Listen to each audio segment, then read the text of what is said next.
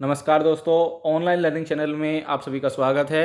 160 शब्द प्रति मिनट की गति से संपादकीय डिक्टेशन शुरू होगी 3 सेकंड बाद। स्टार्ट।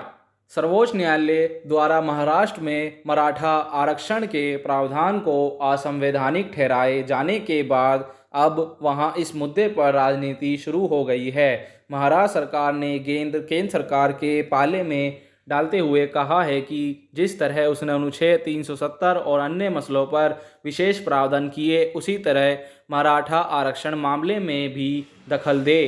पूर्व मुख्यमंत्री देवेंद्र फडणवीस ने कहा है कि राज्य सरकार की तरफ से अदालत में अपना पक्ष सही तरीके से नहीं रखा गया, जिसके चलते यह प्रावधान रद्द हो गया।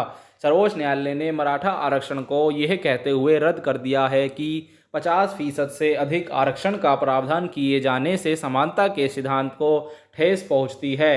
हालांकि फडणवीस सरकार के समय 2018 में आरक्षण संबंधी सभी कानूनी पहलुओं पर विचार करने के बाद ही इसे पारित किया गया था। यह पहला मामला नहीं है जब किसी राज्य सरकार द्वारा लागू आरक्षण की सीमा 50% से अधिक होने पर अदालत ने उसे रद्द कर दिया। इसके पहले राजस्थान, हरियाणा जैसे कई राज्यों में ऐसा हो चुका है। फिर भी हैरानी की बात है कि तत्कालीन महाराष्ट्र सरकार ने मराठा आरक्षण को 50% से अधिक की सीमा पार करने के बावजूद पारित किया। दरअसल शिक्षा और नौकरियों में आरक्षण का मसला अब राजनीतिक दलों के लिए अपना वोट बैंक बढ़ाने का जरिया बनता गया है।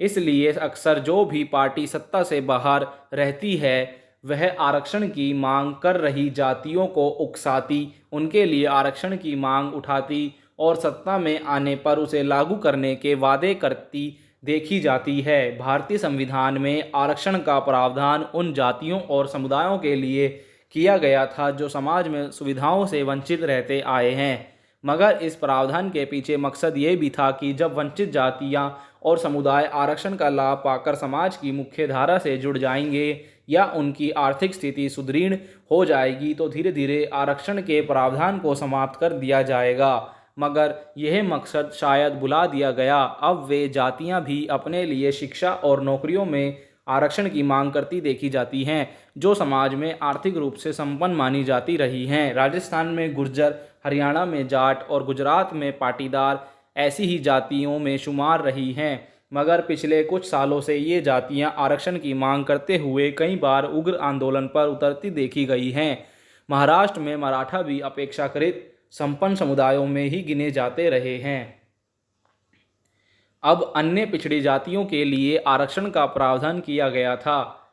तब एक सुझाव यह भी जोरदार तरीके से दिया गया था कि जाति के आधार पर आरक्षण देने के बजाय आर्थिक स्थिति के आधार पर दिया जाना चाहिए। जो लोग आरक्षण का लाभ लेकर अब आर्थिक रूप से संपन्न वर्गों की श्रेणी में आ गए हैं, उन्हें इस प्रावधान से बाहर कर दिया जाना चाहिए। मगर कोई भी राजनीतिक दल इस सुझाव पर अमल करने की दिशा में आगे कदम नहीं बढ़ा पाया।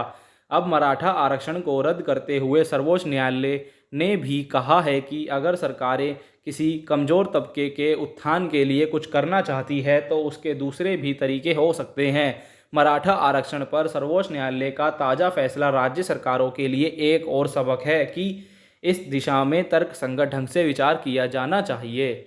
स्टॉप। दोस्तों, PDF का लिंक आपको डिस्क्रिप्शन बॉक्स में मिल जाएगा। अगर आपने हमारा चैनल अभी तक सब्सक्राइब नहीं करा है तो चैनल सब्सक्राइब कर लें और बेल आइकन प्रेस कर लें ताकि आने वाले वीडियो के नोटिफिकेशन आपको जल्द से जल्द मिल सकें। धन्यवाद। मिलते हैं अगली वीडियो में।